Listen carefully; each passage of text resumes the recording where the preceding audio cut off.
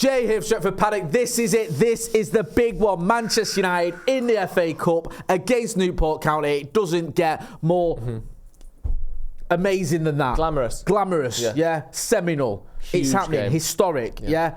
Joe Smith is here as always. Before we get into all that, make sure, right, get your phones out, film yourself in landscape for 30 seconds, giving us your score prediction, and we'll use that as part of the build-up on our watch-along. Yeah. Joe. Send it to paddockmatchday@gmail.com. There's a good point, good idea. I told them where to send it, paddockmatchday@gmail.com. I call me old-fashioned, but I like winning trophies, mate. No. And despite what I may have said after the Aston Villa win, we're not going to win the league. We're out of Europe. We're out of Carabao. Correct. This is Manchester United's only chance of silverware. Yeah. How likely is it you feel that United could go all the way in this one? Not hugely likely, but I think we've got a chance. Yep. And I also, football's gone a strange way in the last sort of 15, 20 years where obviously the Carabao Cup always had the sort of, connotations of it being a sort of an afterthought to a lot of teams, but people liked winning it and people still do. But it's almost got to the point now where the Europa Conference, the Europa League, the Carabao, and I would say even the FA Cup to a lot of people, is almost like a distraction to progress at times. Like, people don't see the FA Cup in and of itself as a success. It's either, a lot of, maybe this is just Arsenal fans saying it because of what they have achieved, and they would say a different thing if they hadn't. But a lot of Arsenal fans are a lot happier with their second place finish than the year they won the FA Cup.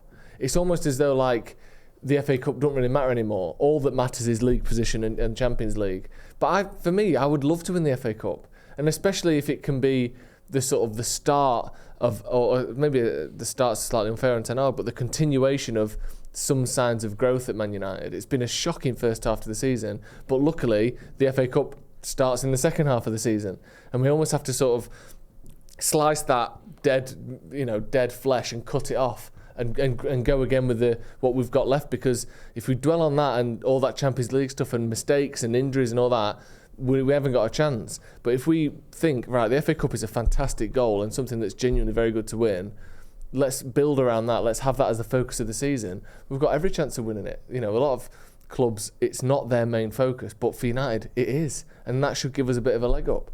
Would it be your main focus over top four if you had a choice? And this is the problem, because I talk about the way football's changed, and that is the same for me. I think I probably would take top four, but actually, when I think about it logically, we aren't winning the Champions League next season. No. So we might as well. I probably, maybe if you give me, I probably would take the FA Cup. Yeah. But everything is catered and everyone is told, and the only thing that matters is Champions League football and top four. Well, of the 32 teams, whatever it is that's in the Champions League, I know it's more next season, only one of them wins it. And let's be honest, it's either City, Real Madrid, Liverpool or Barcelona that wins it, maybe a Bayern Munich here and there.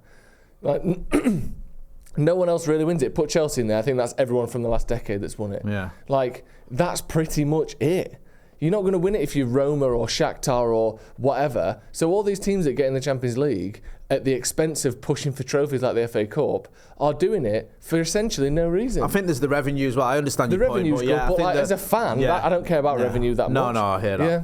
But I think you're right. I think it's almost become this thing where you have to get Champions League football because the revenue's so great, and this sort of idea that that's the only way for you to attract certain players. And I think it is a little bit of a myth. I also think that Eric Ten Hag, if he can win the FA Cup this season, I think he might get away with not making top four. Yeah. I think he can then. I know Van Gaal didn't, but it was a bit different from Louis Van Gaal because Jose Mourinho was there. I also think if Eric Ten Hag can say, look, I've been at the club for 2 seasons and I've won back-to-back trophies, which will be the first manager since Sir Alex Ferguson to do that, then I think he's given himself a fighting chance of keeping his job. Yeah. It's a bit of a weird one because obviously this is a game against a team that's a lot lower down the league than us. Do you see Eric Ten Hag rotating? I'll get to see Predict 11 in a minute, but do you think this is an opportunity for the manager to maybe try out a couple of youngsters? No.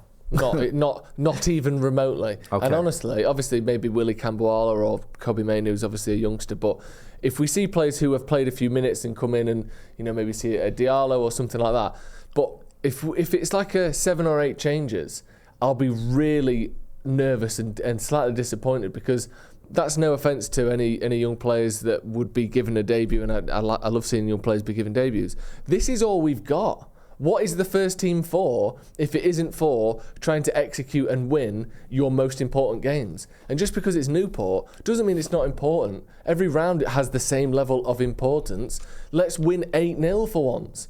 Do you know what I mean? If anything, let's say the youngsters, so we played the full under-18s team, we win 2-1. What does that do for Marcus Rashford's confidence, Rasmus Højlund, Luke Shaw, Casemiro's fitness, Martinez's fitness, Varane's fitness, Onana's confidence? No, Onana won't be there. But, there's a lot of players in the first team who could very much do with a comfortable win in a competitive game. Yeah. Like, I think a lot of the first team need more boost and more confidence than a youngster coming through. So I don't see a chance of risking a rotation. Do you? What would it benefit? Who does it benefit? Yeah, I think he's got to have a little bit of balance. Listen, I know that Newport County, they League Two. You've got on paper, it's just an easy win, but you just don't want to give yourself any form of headache. No. You don't want to be in a position where at half time it's 0-0 or after 60 minutes it's 0-0 or whatever, or there's questions being asked. You just want to make it a comfortable win, and then also you can have a bench full of kids that if you want to bring them on. So whilst I think you might want to rotate slightly, I don't think you go completely with the resis. We've seen that in the past, haven't we? How it's Bittles in the backside. I remember Louis van Gaal with the MK Dons. Was it 3-0? 4-0. Yeah. And he rotated heavily and we got absolutely battered. I know that was a bit of a outlier. It doesn't happen very often like that. But we have had bad results. There was the Cambridge United one where it was 0-0. Yeah. So it can happen.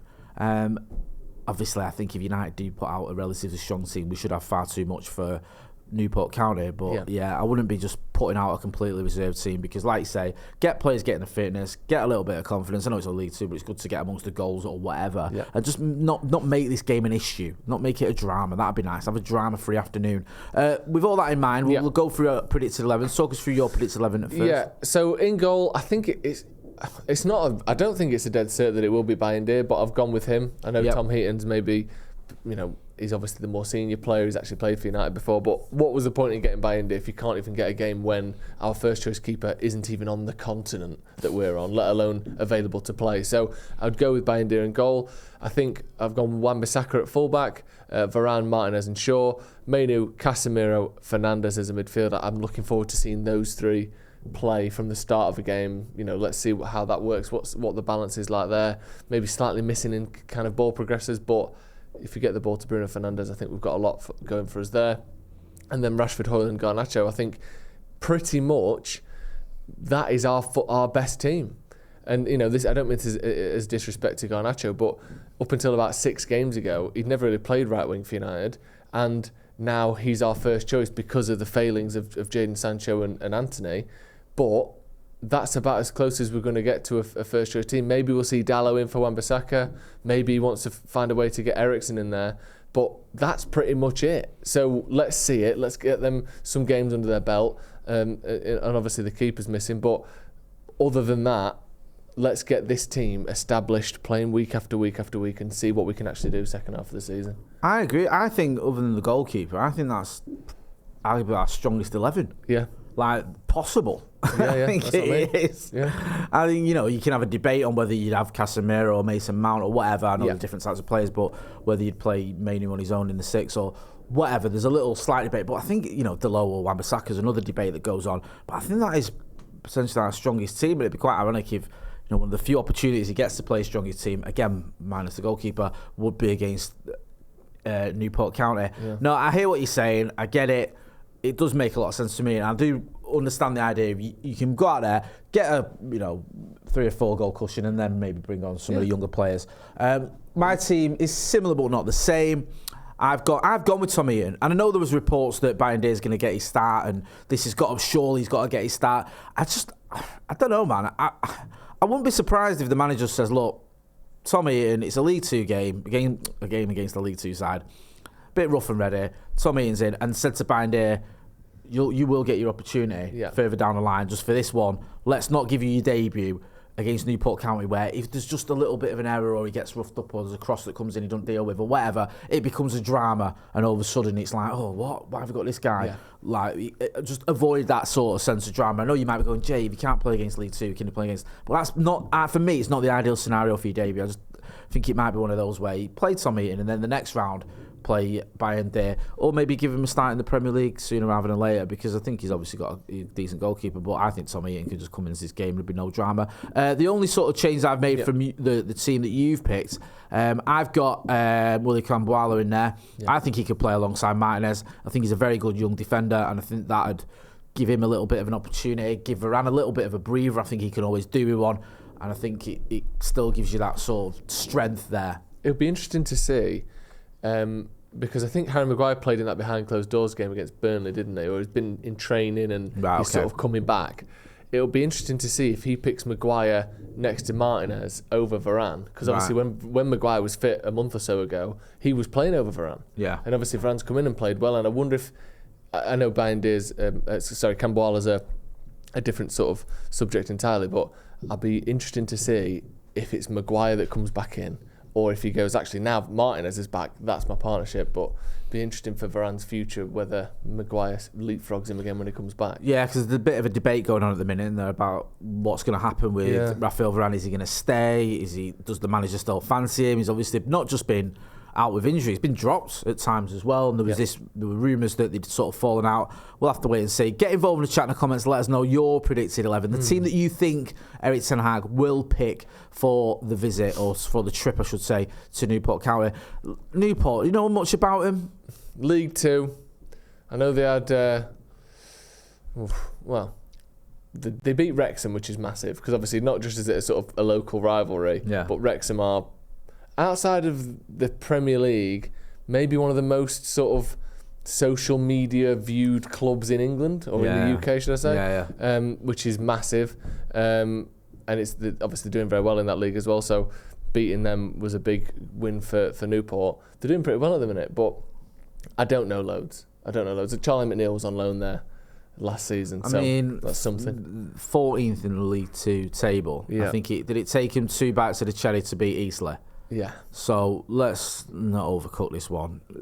You know, if we're not beating Newport comfortably, then fold the club. Newport County. Sorry, Newport County. Not Newport comfortably.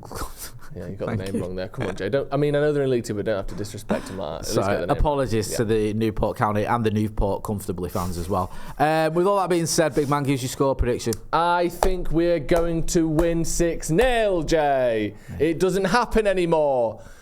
Honestly, play the strongest team. Let's just fucking batter them. None of this, I got Chris Sutton with the microphone pressed into his top lip. Can't be arsed with it. I just batter them. What? There's no two ways about it, is there? Halfway down League Two. Do you know that this chant? This is an easy game. It has to be. Do you know that chant we've got? We're one of those teams you see now and then. We often score 6 and we seldom score 10. Yeah. Well, I think we should change the limit to we often score 1 and we seldom score 2. Yeah. Because our goal scoring record has been horrific. I would love to see us just. I don't care if it's like Magic in a couple of just batter him. I'd love to see that. I don't think we will. I'll be honest with you. I'm going to be a little bit more conservative. I'll go with 4-1.